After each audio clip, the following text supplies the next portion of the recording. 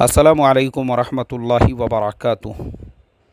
मोहतरम भाइयों, बुज़ुर्गों, दोस्तों, गुज़िश्ता जुमेरात को यूनाइटेड नेशन में UNHRC यानी United nation human rights council उसने अपनी एक एमरजेंसी बैठक बुलाई और उसके अंदर इज़राइल के ख़िलाफ़ एक बिल पास किया।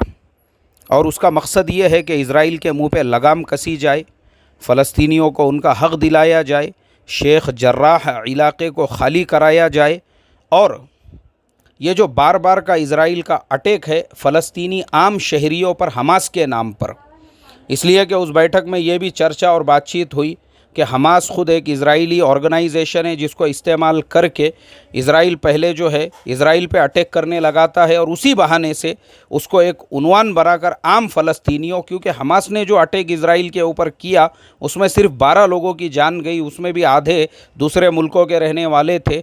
और जो इज़राइल ने उसके रिएक्शन के अंदर हमास के ऊपर अटैक किया, लाखों लोग बेघर हो गए, 300 से ज़्यादा लोगों की जान उसके अंदर चली गई, मस्जिदें उसके अंदर शहीद हो गई और हमास के कोई भी बड़े लीडर के मरने की उसके अंदर इत्तला नहीं है।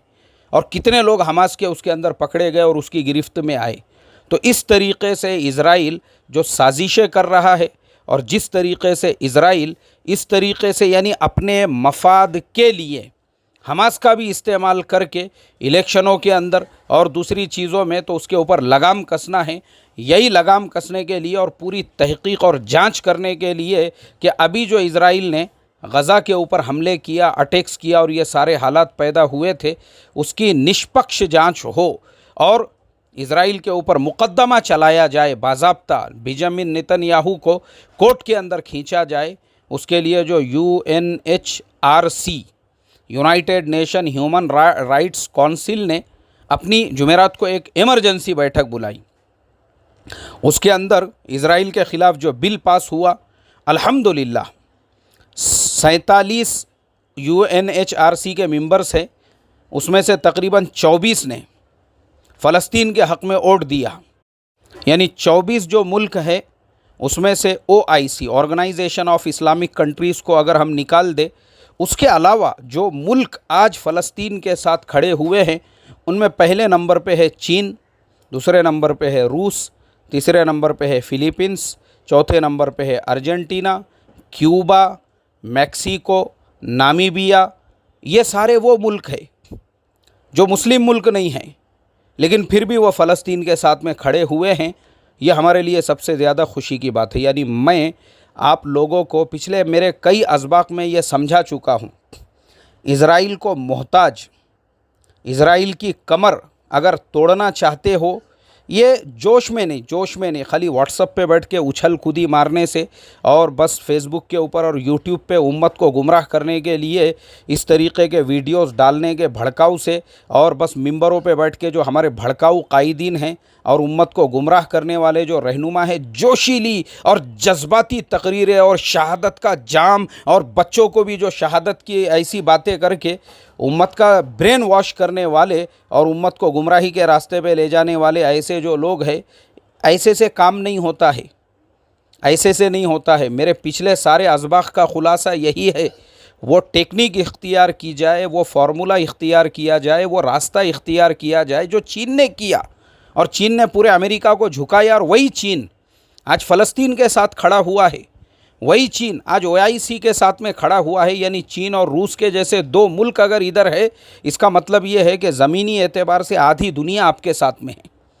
और अगर आबादी के हिसाब से भी अगर हम देखेंगे तो चीन है, रूस है, पाकिस्तान है, बांग्लादेश है, फ़िलीपींस है, Argentina, Bahrain, Cuba, Indonesia, Libya, Mexico, Namibia, Uzbekistan, Somalia, Sudan, इन सब के अलावा और जो बाकी के बचे हुए मुल्क है उनकी आबादी को अगर हम लेते हैं तो तकरीबन 2/3 दुनिया वो आज फ़लस्तीन के साथ में खड़ी हुई है। आज वो फ़लस्तीन के साथ इतनी बड़ी आबादी। तो हमने इससे पहले यही बताया कि आज का जो मार्केट है, वो पूरे मार्केट पे कब्ज़ा है इज़राइल का। पूरे मार्केट पे आप चाहे कितनी भी उसके प्रोडक्ट्स की लिस्ट बना दो, और वो लिस्ट बाज़ार के अंदर चला दो कि ये प्रोडक्ट्स के ऊपर आप बैन कर दो, वो प्रोडक्ट्स का हम बहिष्कार करेंगे। अरे सबसे पहली चीज़ तो ये है कि आपके हाथ में जो मोबाइल आप लेकर बैठे हो, उस मोबाइल के अंदर जो ऑपरेटिंग सिस्टम आप यूज़ कर रहे हो एंड्रॉयड का, वो खुद इजराइल का है। माइक्रोसॉफ्ट जो आपके हर कंपनी में, हर मोबाइल में, हर आपके जो है हर लैपटॉप के अंदर और हर कंप्यूटर के अंदर जो इस्तेमाल में आता है, अरे भाई वो खुद इजराइल का है। आपके पास में टेक्निकली इजराइल ने आपको ग़ुलाम बनाया हुआ है, ग़ुलाम। आप ग़ुलाम हो इजराइल के। जो भी टेक्निकल चीज़ आप इस्तेमाल कर रहे हो, भले आप एक पेप्सी की बोतल का बहिष्कार कर दो और ये कर दो कि उसका हम बाइकॉट करेंगे, लेकिन आप अपने मोबाइल का बाइकॉट करके बताइए ना। छोड़ दो, आप यूट्यूब इस्तेमाल करना छोड़ दो, क्योंकि यूट्यूब भी इजराइल का है, फेसबुक भी इजराइल का है, ये सब यहूदी कंपनियां हैं। तो इसका तोड़ क्या है? इसका तोड़ यही है कि पहले उस लेवल पे ले जाओ जैसे चीन ने अपने आप को लेकर गया। आज चीन का अपना ऑपरेटिंग सिस्टम है, चीन का अपना गूगल है, चीन का अपना वीचैट है, चीन के अपने सारा पूरा टेक्निकल जो सिस्टम है चीन के अंदर। चीन पूरा क्या पूरा चीन जो है ना, वो चीनी लैंग्वेज में अपने लोगों को सिखाता है। वहाँ की कोडिंग भी चीनी लैंग्वेज के अंदर होती है। इंग्लिश का वहाँ पे कोई मतलब, किसी को अगर अपने तौर पे इंग्लिश ज़ुबान सीखना है वो सीख सकता, कोई प्रॉब्लम नहीं है, लेकिन वहाँ की ऑफिशियल लैंग्वेज चीनी ही है। वहाँ के कंप्यूटर का ऑपरेटिंग सिस्टम चीनी में, वहाँ के मोबाइलों के अंदर का ऑपरेटिंग सिस्टम चीनी, हर चीज़ वहाँ पे उनकी अपनी लैंग्वेज के अंदर चलती है। उन्होंने झुका दिया अमेरिका को। तो ये जो टेक्निक है, आज हमारे साथ ये दुनिया खड़ी हुई है। तो इसीलिए ये जो हमारे जोशीले और जज्बाती बच्चे हैं और इनको भड़काने वाले इनके जज्बाती रहनुमा हैं, वो रहनुमाओं से भी और हमारे नौजवानों से भी यही कहना चाहूँगा, याद रखो, अगर आम का बीज आपने आज ज़मीन के अंदर बोया है, उसका दरख्त आने में थोड़ा टाइम लगता है। उसके लिए थोड़ा सब्र चाहिए, उसके लिए थोड़ा सा वेट चाहिए। नहीं तो सोशल मीडिया पे हंगामा चल रहा था कि 57 मुस्लिम मुल्क है, वो क्या कर रहे हैं। वो इस तरीक़े से यूनाइटेड नेशन के अंडर में चीन और रूस को अपने साथ लेकर अब वो जो है इजराइल के ऊपर पूरा शिकंजा कस रहे हैं। वो कर रहे हैं अपने एतबार से काम। हमारे लिए गाँव के वट्टे पे, चबूतरे पे बैठकर और गाय छाप जर्दा मलते हुए या मिराज गुटखा खाते हुए या विमल खाते हुए, ये सारी बातों पे बहस करना और इसके ऊपर डिस्कस करना बहुत आसान है, बहुत आसान है। लेकिन जो लोग ऐसे लाइहा अमल बनाते हैं ना, वो वही लोग जानते हैं। और जो मिंबर पे बैठे हुए जज्बाती मुकर्रिर है, उम्मत को गुमराह करने वाले और भड़काने वाले और शहादत का जो है उम्मत को जाम पिलाने वाले, या ऐसे भड़काऊ बातें करने को भी पैसे नहीं लगते, एसी के अंदर बैठ के, मालूम है।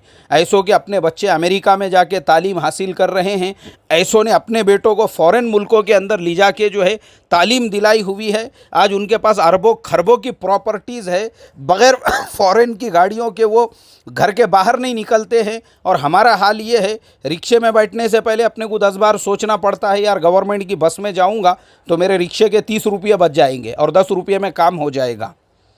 ये फ़र्क है हमारे और वो जज्बाती रहनुमाओं के अंदर।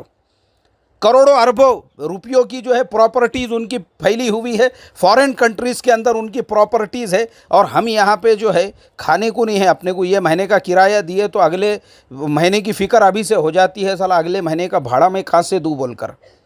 अल्लाह हिफाजत फरमाए। तो इसके लिए मेरा मकसद यही है, हमारे नौजवानों को गाइड करने का, रहबरी करने का। याद रखो, ये जज्बाती मुकर्रिरीन के ऐसे बहकावों में मत आओ, बल्कि अपने सोचो। अभी जो मैं आपको न्यूज़ बता रहा हूँ, ये मेरे सामने जो है यूनाइटेड नेशन की ये सारी पूरी रिपोर्ट्स मेरे सामने हैं, और जुमेरात के दिन की ये न्यूज़ है। और जुमेरात के दिन इस तरीके से यूनाइटेड नेशन के अंदर ये सारी कार्रवाई जो है UNHRC, United nation human rights council ने अपनी तरफ से जो है अंजाम दी है। अब हमारा करने का काम क्या है? हम दुआ करें उनके लिए, अल्लाह तबारक व तआला आफ़ियत का मुआमला फ़रमाएँ, ये सारे मुल्कों को कामयाबी अता फ़रमाएँ। और चीन और रूस के जैसे ताकतवर मुल्क जब सब साथ में हैं तो इंशाअल्लाह कुछ ना कुछ ऐसा लाइहा अमल बनाएं कि बेंजामिन नेतन्याहू के मुंह में लगाम देकर उसको कटघरे में खड़ा किया जाए, उसके ऊपर कार्रवाइयाँ की जाए, उसको जेल की सलाखों के पीछे उठा के डाला जाए और इज़राइल को गिरफ्त में लेकर ये सारे जो इन्होंने पास किया है, शेख जर्राह इलाके से मुसलमानों की बस्तियों को, उनके घरों को उनको दोबारा लौटाना, और जो ज़बरदस्ती जो है यहूदियों की तरफ से उनके घरों पे कब्ज़े हुए थे उनको छुड़ाना और उनको शेख जर्राह इलाके से बाहर करना, और इसी तरीक़े से आगे के लिए भी कि अचानक इज़राइल को इस चीज़ का राइट नहीं होगा कि हमास को यूज़ करके, इस्तेमाल करके, खाली बहाना बना के कि हमास के जो फुसके रॉकेट है वो रॉकेट हमास ने छोड़ दिया तो बोले हमने अटैक कर दी है। और तुम्हारे और उनके नुकसान का फ़र्क देखो ना भाई, 12 लोगों में से 6 लोग तो आपके फॉरेनर हैं, और उधर देखेंगे जो 300 मासूम लोग, और उनके अलावा जो वहाँ पे बस्तियाँ बर्बाद हो गई, बिल्डिंगें कोलैप्स हो गई, मस्जिदें शहीद हो गई, लाखों लोग छोड़ के रेगिस्तान में चले गए, कौन है उसके लिए ज़िम्मेदार? अल्लाह हम तमाम लोगों को समझ अता फ़रमाएँ और गुमराह करने वालों से हमारी हिफाजत फ़रमाएँ। और अल्लाह तबारक व तआला इस तरीक़े की जोशीली और जज्बाती बातों की बजाय हमको सोचने समझने का मिजाज और मादा हमारे अंदर पैदा फ़रमाएँ। अस्सलामु अलैकुम व रहमतुल्लाहि व बरकातुहू।